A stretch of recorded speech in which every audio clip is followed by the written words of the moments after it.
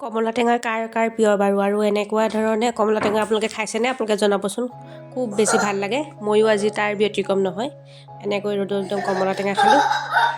আৰু দেখিছে নহয় ছোৱালী ডাঙৰ হৈছে যেতিয়া দায়িত্ববোৰ ল'ব পৰা হ'ল কামবোৰ মূৰ পাতিও ল'ব পৰা হ'ল বহুত বেছি কাম কৰে আজিকালি যিহেতু ছোৱালী মানুহ মাকৰ মানে সকলো কষ্ট দুখ কষ্ট বুজি পায় আৰু লগতে এখন সুন্দৰ ৰেচিপি বলিয়ৰা মাছৰ আৰু সৰিয়হৰ চৰচৰি গতিকে আহক গোটেই ভিডিঅ'টো ষ্টাৰ্ট কৰোঁ নমস্কাৰ বন্ধু বান্ধৱীসকল মই ৰঞ্জুনে মোৰ এটা নতুন ভিডিঅ'লৈ আপোনালোকক পুনৰ স্বাগতম জনালোঁ আজি বহুত বেছি ৰ'দ দিছে সেইকাৰণে ভাবিলোঁ অকণমান বেলেগ ধৰণে আজি ৰ'দতে বহি কমলা টেঙা খাম এয়া দেখিছে নহয় কমলা টেঙা কাটি আছোঁ আৰু এইফালে দেখিছে ছোৱালী অকণ ডিষ্টাৰ্ব দি আছে লগতে কলা নিমখো লৈ লৈছোঁ আপোনালোকৰ মৰম আৰু আশীৰ্বাদেৰে আকৌ বহুত দিনৰ পাছত আহিলোঁ খুব বেছি ভাল লাগে যেতিয়া কোনোবাই লগ পায় এনেকৈ কয় যে তোমাৰ বহুত দিন দেখোন ইউটিউব চেনেলটোত ভিডিঅ' দিয়া নাই আৰু তেতিয়া বহুত বেছি সাহস পাওঁ মনত তিনিগুণ উৎসাহ বাঢ়ে ভিডিঅ' বনোৱাৰ সেইকাৰণে ভাবিলোঁ যিয়ে নহওক যিয়ে কৰোঁ নকৰোঁ সকলোবোৰ সৰু সুৰাকৈ ভিডিঅ' আকাৰে দি যাম গতিকে আজিও সৰু কিবা এটা তেনেকুৱা ধৰণে বনাইছিলোঁ দিনটোৰ ইটো সিটো বুলি গতিকে গোটেই ভিডিঅ'টো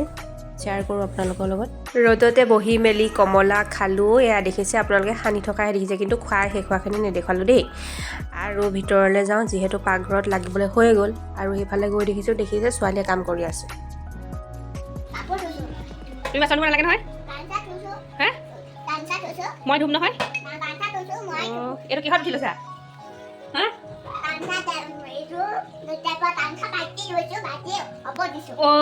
বাল্টি এইটো আটা টেমাটো উঠিছা কি কৈছানো তুমি তুমি কি কৈছানো পানী যে নষ্ট হৈ আছে যে অহ তুমি কাম কৰিব পৰা হৈ গ'লা মানে হে আজি স্কুল যে নগ'লা কিয় কেতিয়া দুটাত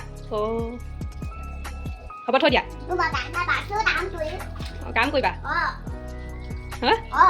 ভগৱান তোমাৰ দেখোন এখন এটা খোৱাই নাই তুমি এখন এটা খোৱাই নাই দেখোন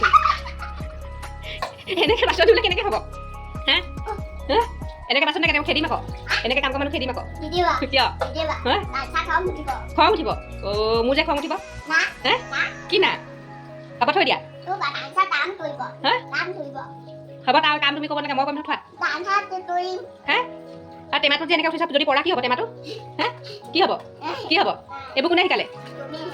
তুমি শিকাইছা মই কেতিয়া শিকালোঁ হে হে মই কেতিয়া শিকালোঁ দুটা শিকালোঁ ভগৱান হ'ব থৈ দিয়া কাম কৰিব নালাগে আৰু হ'ল কোনে কাম কৰি মেলি হৈ গ'ল এয়া দেখিছে ন সমস্ত বস্তু লৈ পুতলা চুতলা ইয়াৰ লগত দেখিছে ন পইচা টেকেলিটোও লৈ তাই বোলে যায় বাইকৰ ওচৰলৈ চুভাংগী মানে মোৰ লখিমপুৰৰ মাৰ ঘৰলৈ যায় এয়া ৰেডি হৈছে দেখিছে ন গোটেইখিনি বস্তু লৈছে অকল বাইকৰ কথা চুভাংগী যাওঁ কি যে কৰিম নহয় আচৰিত আৰু মোৰতো এই লগত লাগি থাকিলে নহ'ব এতিয়াতো পাকঘৰলৈ যাওঁ সেইকাৰণে বোলো তোমাক তাতে এৰি থৈ তাইক মই পাকঘৰলৈ গুচি গ'লোঁ পাকঘৰলৈ আহিলোঁ আৰু দেউতাই আজি আকৌ বলিয়ৰা মাছ ল'লে এয়া মাছখিনি ভাজি লৈ আপোনালোকক লোৱাখিনি নেদেখুৱালোঁ বাৰু মাছখিনি ভাজি ৰেডি কৰি ৰাখি ল'লোঁ এতিয়া আৰু এইফালে দেখিছে ন কলা আৰু বগা সৰিয়হ মিলাই অলপ সৰিয়হৰ পেষ্ট বনাই থৈছোঁ বহুত বেছি মিহিকৈ পিচিলেহে ভাল লাগে নহবা দাঁতত লাগিলে ভাল নালাগে এইখিনি পাই ৰেডি কৰি ৰাখি লৈছোঁ ইফালে কেৰাহীখনো কাটি লওঁ আৰু আমাৰ আজি যি মই চৰচৰি বনাম বুলি কৈছিলোঁ সেয়া ৰেডি কৰোঁ এইফালে মাছ ভজাত ফ্ৰাই পেনটোকে ল'লোঁ আৰু ধুনীয়াকৈ দিছে তেলখিনি গৰম হোৱাৰ লগে লগে এইখিনি দি দিলোঁ সৰিয়হৰ যিটো পেষ্ট আৰু কি কৰিলোঁ অকণমান পানী মানে যিটো মিক্সাৰতে সৰিয়হখিনি মই পিচি লৈছিলোঁ তাৰ সেইটোকে অকণমান আখলি পানী অকণো দি দিলোঁ যিহেতু সৰিয়হ হয় ন জুইটো পোৱাৰ লগে লগে ডাঠ হৈ আহে আৰু চৰচৰি বুলি ক'লে একেবাৰে ডাঠ হ'লেও ভাল নালাগে আৰু দেখিছে প্ৰয়োজন অনুসৰি হালধি দিলোঁ আৰু লগতে নিমখো দি দিছোঁ নিমখ আপোনালোকে প্ৰথমতে কম পৰিমাণে দিব তাৰপাছত মানে কি টেষ্টটো কৰি জোখত দিলেই হ'ল আৰু অকণমান পানী দিলোঁ এতিয়া গেছটো পূৰা দি পিনি এতিয়া দেখিছে গেছটো পকাই দিলোঁ পূৰা উতলাইছে অলপ ফেন নিচিনা হৈছে কোনো কথা নাই বাৰু এতিয়া ধুনীয়াকৈ ভাজি থোৱা যিখিনি মাছ সেইখিনি তাত দি দিলোঁ আপোনালোকে ইয়াৰ যদি কালাৰটো অকণমান হেৰি কৰিব বিচাৰে বিলাহীও দিব পাৰে আৰু বিলাহী দিলে খুবেই টেষ্ট হয় মই কিন্তু বিলাহী নিদিলোঁ আজি এনেকৈয়ে বনালোঁ আপোনালোকে কেনেকৈ বনাই চৰচৰি আপোনালোকে জনাবচোন এতিয়া যিহেতু অলপ পানীটো কমিবলৈ দিম অকণমান জুইটো কমাই মিডিয়াম ফ্লেমত ৰাখি অকণমান হ'লে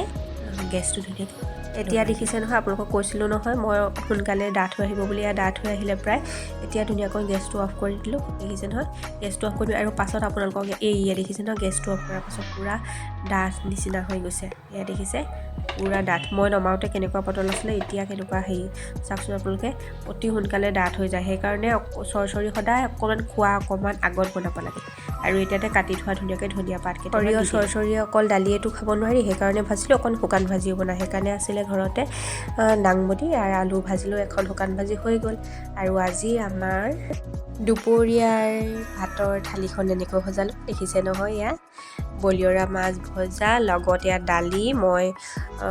মগু দালি বনাইছিলোঁ আৰু ভাজি লৈ বনাইছিলোঁ, লগত মূলা দিছিলোঁ। আৰু এইফালে সৰিয়হ আৰু বলিয়ৰা মাছৰ চৰচৰি, লগত চালাডটো লাগিবই। আৰু এখন শুকান ভাজি, দাংবডি আৰু আলু, আৰু লগত এটা জলকীয়া। গতিকে আজি দুপৰীয়া আমাৰ আহাৰৰ থালিখন কেনেকুৱা পালে জনাবলৈ নাপাহৰিব দেই।